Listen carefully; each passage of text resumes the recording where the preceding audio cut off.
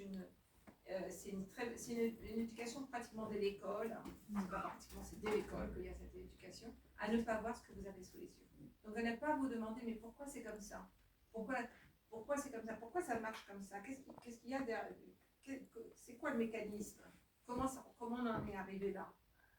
Et c'est vraiment chaque fois, comme vous savez, toutes les enquêtes vont montrer derrière le mur de, je sais pas, le voile de mensonge, ce qu'il y a, sont parfois très souvent réprimés ou cachés ou elles disparaissent. Parce qu'effectivement, le voilé est absolument essentiel pour le pouvoir. Le pouvoir va nous montrer ce qu'il veut que nous voyons. Et puis, nous apprendre à ne pas voir ce que nous devons voir. Même par exemple pour la Palestine, puisqu'on parle de la Palestine, les Palestiniennes et les Palestiniens, c'est essentiellement des victimes. On les entend jamais dire autre chose. Voilà, on les entend jamais. Apparemment, ils n'ont pas de pensée politique. Hein. On va avoir des pensées politiques pour eux. Alors là, vous lisez dans les journaux, les États-Unis ont l'idée de se réunir avec les pays du Golfe, tout ça pour décider de l'avenir. Non mais enfin, vous êtes qui? Je veux dire, depuis quand? Je veux dire, c'est complètement colonial. Mais c'est écrit comme ça. Et ça passe parce que si vous ne le lisez pas de près, ça peut passer. Et ce que vous voyez, vous, d'abord, c'est il va y avoir une solution quand même, c'est tellement terrible ce qui se passe.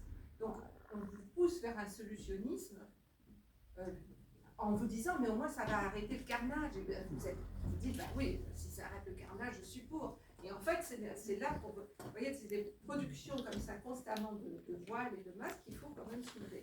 Et donc, de se battre contre la neutralité, c'est effectivement, alors, mais tout le monde, on n'y arrive pas tout de suite. D'abord, on peut résister, ou les gens autour de vous vont résister, mais pourquoi tu vois tout ça?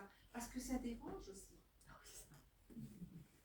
Ça dérange. On est déjà tellement épuisé par la vie qu'on nous fait mener, que s'il faut en plus passer notre temps à se demander pourquoi le monde est fait comme ça, et que pourquoi justement il est tellement injuste et cruel, parce que justement c'est pas parce que, je sais pas, moi, il y a des mauvais elfes.